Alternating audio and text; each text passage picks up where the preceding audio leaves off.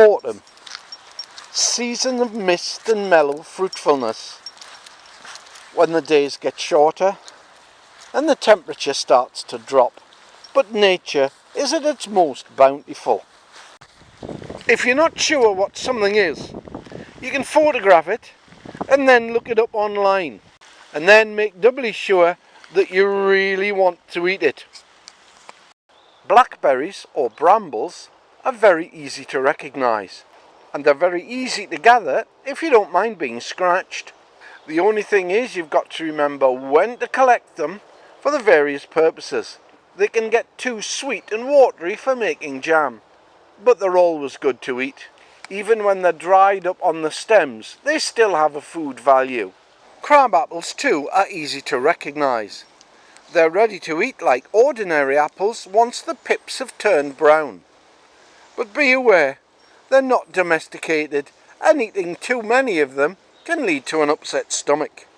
Nevertheless, they're a good source of forageable food. Elderberries can be made into pies, jams and wines.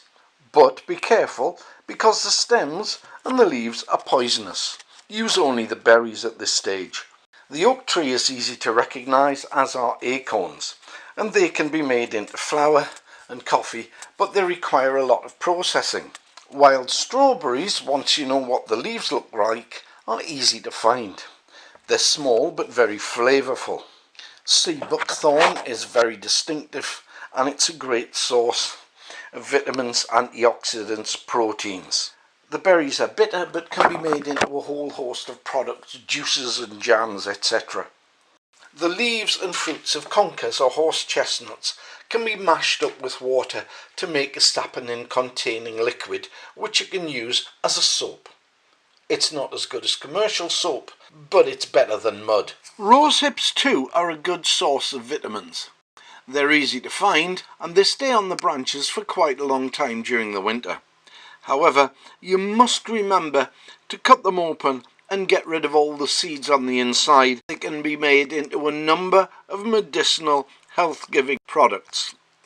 Sloes are best known for making sloe gin. However, they can be used to make jelly, syrup and plum cheese.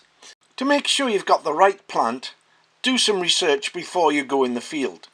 Get pictures so you can compare them with the plants on the vines and the branches. It's even better if you can get someone to go out with you who knows what they're talking about. If you're not sure, leave it alone. Remember, you can eat everything, but some things only once. This is the rowan tree, and its uncooked berries are toxic. So unless you know how to cook them, leave them alone. So get out there, get training.